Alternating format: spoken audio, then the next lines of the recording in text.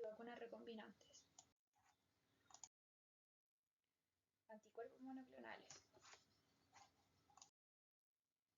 César Milstein y George Kohler fueron galardonados con el Premio Nobel de Medicina y Fisiología en 1984. Ellos desarrollaron la tecnología de fusionar un linfocito B con una célula de mieloma generando un híbrido que posee la propiedad del linfocito B de producir anticuerpos, como también la capacidad del mieloma de replicarse en cultivo, pudiendo mantenerse de manera indefinida. Fueron estudiados desde mieloma múltiple por primera vez. El mieloma múltiple afecta a las células plasmáticas que normalmente ayudan a combatir la infección cuando éstas se vuelven cancerosas.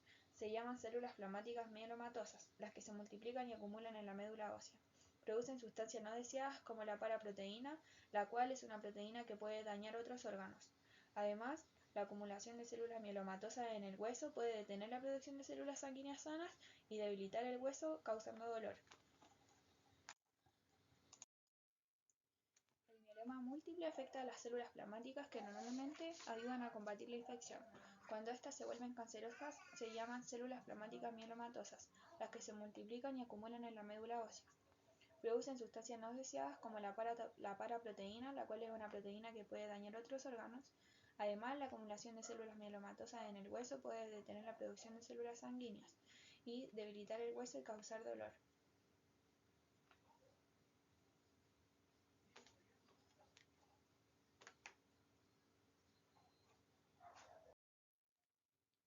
Los linfocitos B y anticuerpos.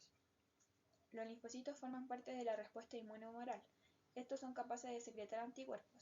Funcionan como células presentadoras de antígenos y eventualmente se transforman en células de memoria.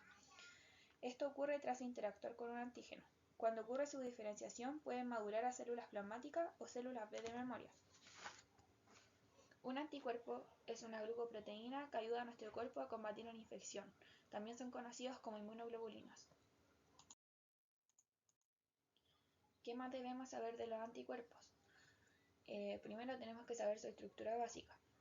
Los anticuerpos tienen forma de Y y están formados por dos cadenas pesadas idénticas y dos cadenas ligeras idénticas. La cadena pesada con la cadena ligera se mantienen unidas gracias a puentes disulfuro, al igual que las dos cadenas pesadas entre sí. Poseen dos regiones, una superior móvil e inferior fija. La región constante y la región Fab variable se encuentran aquí. Esta es la región Fab y es variable, y esta es la región Fc que es constante. La región variable es específica para el antígeno o los determinantes antigénicos, como en el caso de que un mismo antígeno posea varias moléculas que actúan como determinante antigénico. En las cadenas pesadas hay anclados glúcidos que son oligosacáridos. Tipos de inmunoglobulinas. Primero tenemos 5 tipos de inmunoglobulinas que están determinados por el tipo de cadena pesada que posean.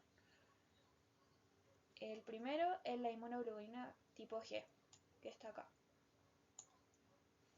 Poseen cadena pesada de tipo gamma, forman parte de la inmunidad de los recién nacidos ya que son capaces de atravesar la barrera placentaria, es decir, es la inmunidad que le entrega a la madre al feto a través del embarazo. Son muy numerosas y son activadoras del sistema del complemento, activan a los fagocitos, es decir, neutrófilos y macrófagos, y también pueden usarse para reconocer antígenos. La inmunoglobulina tipo M posee una cadena pesada tipo Mi, se pueden agrupar obteniendo 10 sitios de unión al antígeno, corresponden a la respuesta inmune primaria y tienen mayor capacidad de fijar los antígenos. La inmunoglobulina tipo D posee cadena pesada tipo delta, es un receptor de antígenos en el linfocito B y circula en cantidades pequeñas. La inmunoglobulina tipo A se encuentra en las secreciones como la leche materna, sangre, saliva o mucosa, o todo lo que genere una función de defensa. Brinda inmunidad pasiva al recién nacido ya que se le es entregada a través de la leche materna. Esto quiere decir que los recién nacidos que no son amamantados por sus madres no poseen esta inmunoglobulina, teniendo así un sistema inmune más débil, en comparación con la de los recién nacidos que sí consumen leche materna. Y Finalmente, la inmunoglobulina tipo E posee una cadena pesada tipo epsilon, se encuentran en la mayoría de los tejidos, ya que se colocan en la membrana de los mastocitos, a diferencia de las demás inmunoglobulinas que se encuentran circulando en la sangre. Estas esperan la llegada de un antígeno alérgeno. Esto quiere decir un antígeno que pueda provocar alergia. Cuando llega un antígeno que puede generar alergia, la inmunoglobulina E genera que el mastocito se rompa en pedazos y libere histamina. La producción de anticuerpos monoclonales se lleva a través de la técnica del hibridoma. Los anticuerpos monoclonales primero se generan a través de la inmunización con un antígeno conocido o mamífero hospedador para obtener células esplénicas o provenientes de los ganglios linfáticos.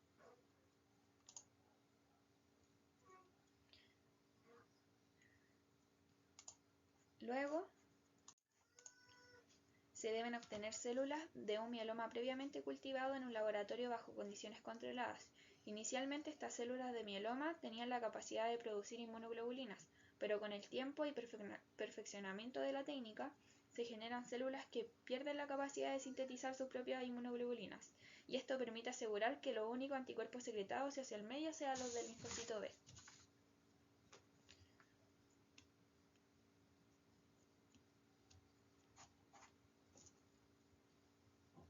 A partir de estas dos líneas celulares se procede a realizar el proceso de fusión. En este proceso se usan elementos químicos como el polietileno de glicol, cuya función principal es facilitar la fusión de las membranas plasmáticas de ambas células. Teniendo en cuenta las células involucradas en el proceso de fusión, se puede lograr tres resultados distintos. El primero es un híbrido por la fusión de dos células B.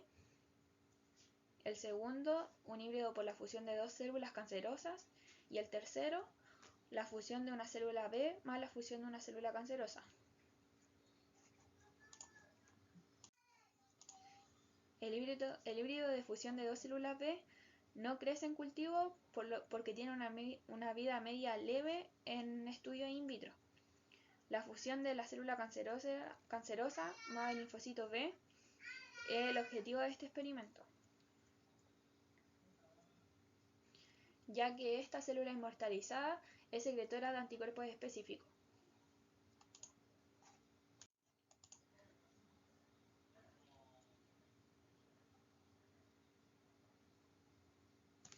Las células para su proceso de producción de ADN pueden utilizar dos vías de síntesis, la de salvamento y la de novo.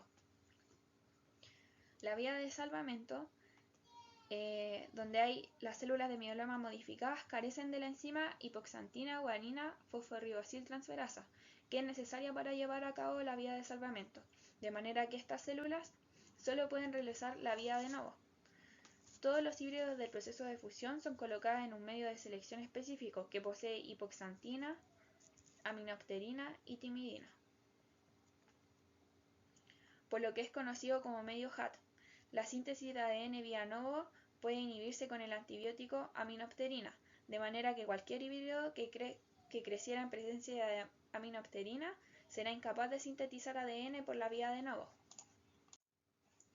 Como ya sabemos, carecen de las enzimas necesarias para hacer la vía de salvamento y se está inhibiendo la vía de novo, por lo que los híbridos resultantes de la fusión de dos células tumorales no sobrevivirán.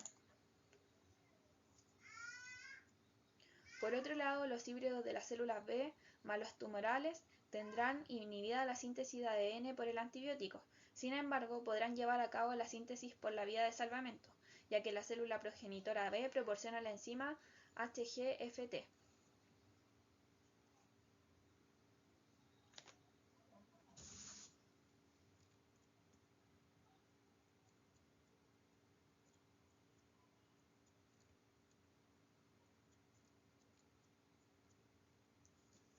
HGFT. El cuarto paso es punto de control y este es el último. Consiste en verificar que la secreción de los anticuerpos por parte de los híbridos inmortalizados sea correspondiente con el antígeno a partir del cual se inmunizó el ratón inicial.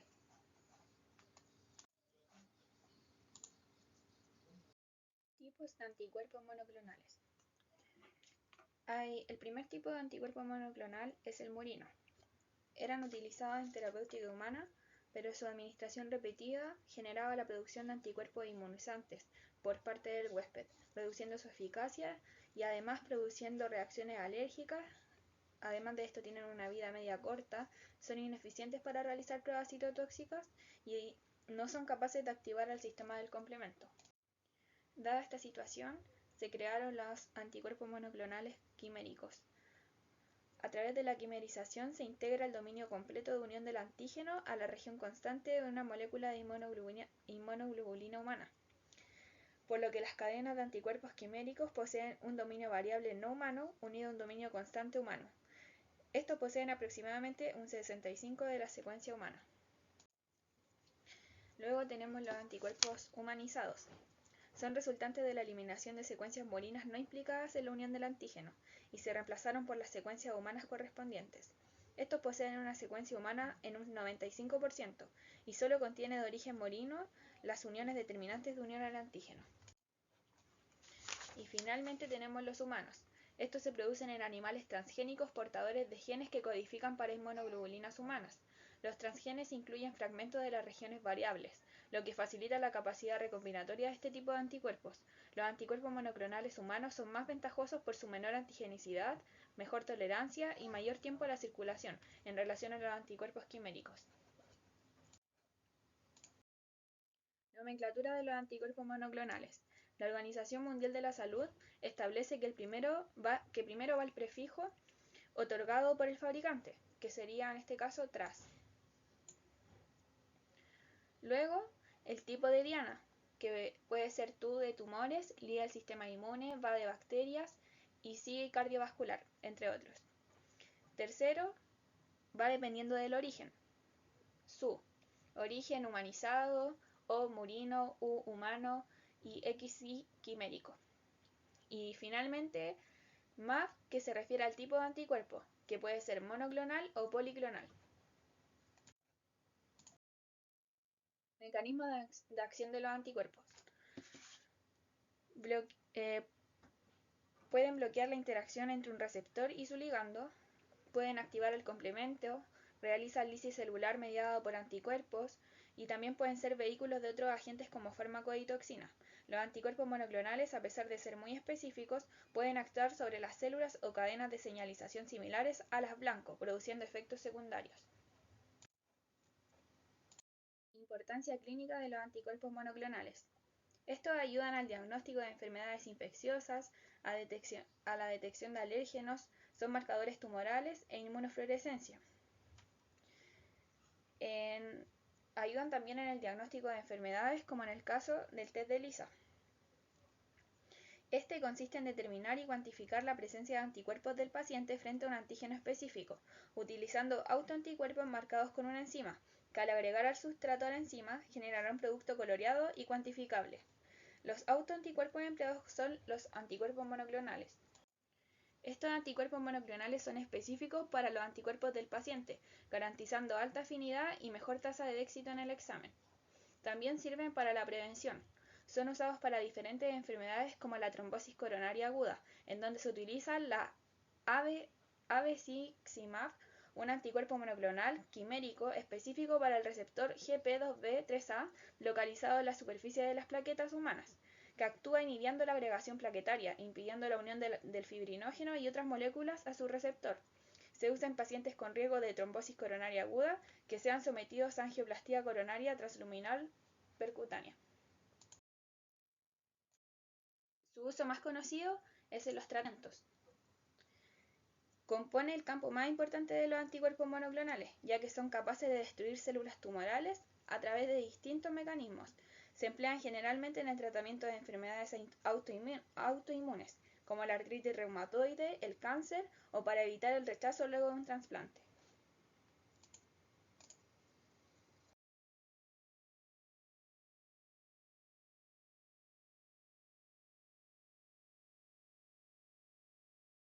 Vacunas recombinantes. Primero, ¿qué son las vacunas? En términos generales, una vacuna es una sustancia fabricada a partir de microorganismos patógenos que es administrada para producir una respuesta inmunitaria, produciendo defensas frente a una enfermedad que queremos prevenir.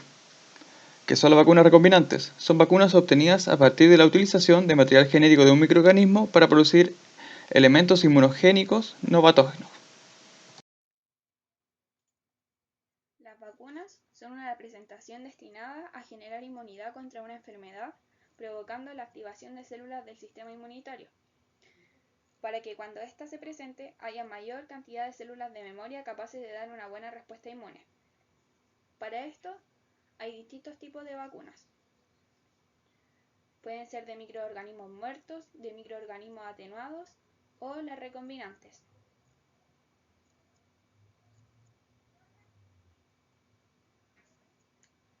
Las vacunas recombinantes juegan un rol fundamental ya que son responsables de salvar miles de vidas en el mundo.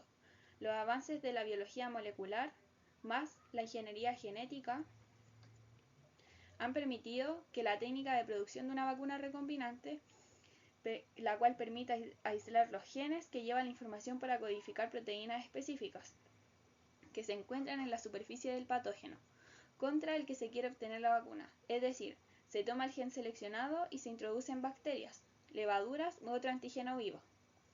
En este se produce grandes cantidades de la proteína de patógeno. Esto se logra a través de una realización que consiste en tomar una muestra sanguínea, la cual va a contener el antígeno con el gen de interés que codifique la proteína con capacidad inmunogénica. Luego se realiza un PCR, la cual es una técnica de laboratorio que permite amplificar fragmentos de ADN y de esta forma poder identificar el gen que se utilizará para crear la vacuna.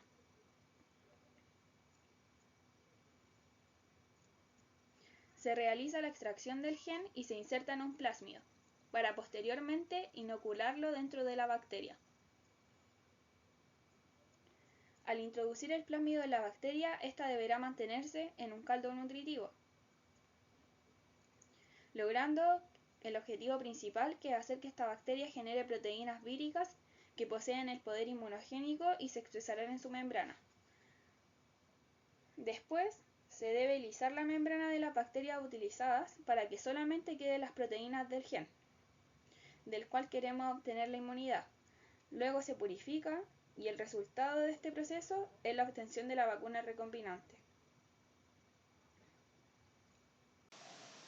Los beneficios de este tipo de vacunas son inocuidad, debido a que se está utilizando proteínas inmunogénicas y no el patógeno o elementos derivados directamente de este en la vacuna, estabilidad física y genética, inmunización simultánea contra múltiples componentes protectores de diversos patógenos, ya que al momento de confeccionar la vacuna se puede utilizar la información genética de más de un patógeno expresando múltiples proteínas inmunogénicas, protección de larga duración y la estimulación de respuesta inmune, humoral y celular a nivel sistémico.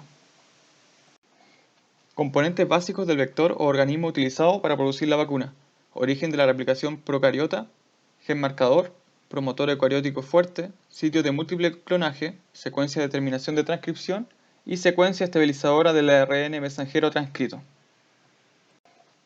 Tipos de vacunas. Primero, tenemos las vacunas vivo atenuadas, que corresponden a las vacunas en las cuales el patógeno en un estado debilitado es inyectado en el organismo con el fin de generar una respuesta. También encontramos las vacunas muerto atenuadas, en las que el microorganismo patógeno, como su nombre indica, se encuentra muerto. Y las vacunas recombinantes, que a su vez se subdividen en vacunas de vectores virales, vacunas de ADN desnudo, vacunas comestibles y vacunas con toxoides. Vacunas vivo atenuadas son vacunas producidas utilizando microorganismos vivos que han perdido su virulencia después de pasar por un proceso de atenuación o debilitamiento. Las ventajas de este tipo de vacunas son el menor costo y menor dosis necesaria, debido al tipo de respuesta inmune producida es mayor al de otro tipo de vacunas. Respuesta inmunológica completa, debido al tipo de elementos se están introduciendo en el organismo, y la generación de una inmunidad duradera gracias a la acción de los linfocitos de memoria. Dentro de las desventajas podemos encontrar la aversión de la virulencia, ya que existe la posibilidad de que los patógenos vivos atenuados recuperen su capacidad de producir enfermedad. Otra desventaja de este tipo de vacunas es el hecho de que no son adecuadas para inmunodeprimidos, y por último, la vacuna requiere conservación para mantener sus propiedades. En el siguiente cuadro podemos observar algunos patógenos y el método de atenuación que poseen. Vacunas muerto atenuadas. Vacunas en las que utilizamos patógenos muertos. Este tipo de vacunas genera una respuesta inmune menor en comparación a las vacunas descritas anteriormente. Ventajas: ausencia de reversión, estabilidad y no existe la necesidad de conservación. Desventajas: no hay replicación por parte del microorganismo y por lo tanto se requieren varias dosis para generar una respuesta inmune óptima. Hay una respuesta solo humoral y el requerimiento de adyuvantes para que esta vacuna funcione. Vacunas recombinantes. Podemos encontrar vacunas de vectores virales, vacunas de ADN desnudo, vacunas comestibles y vacunas con toxoides.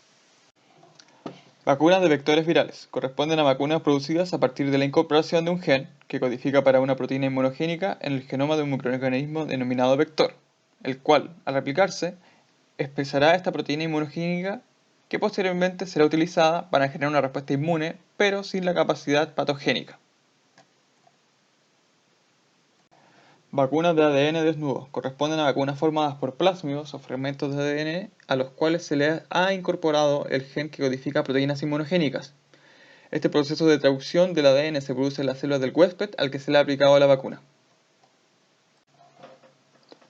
Vacunas comestibles. Las vacunas comestibles consisten en plantas a las cuales se le ha introducido, por medio de técnicas de ingeniería genética, un gen que conlleva la información necesaria para producir en su interior una proteína antigénica.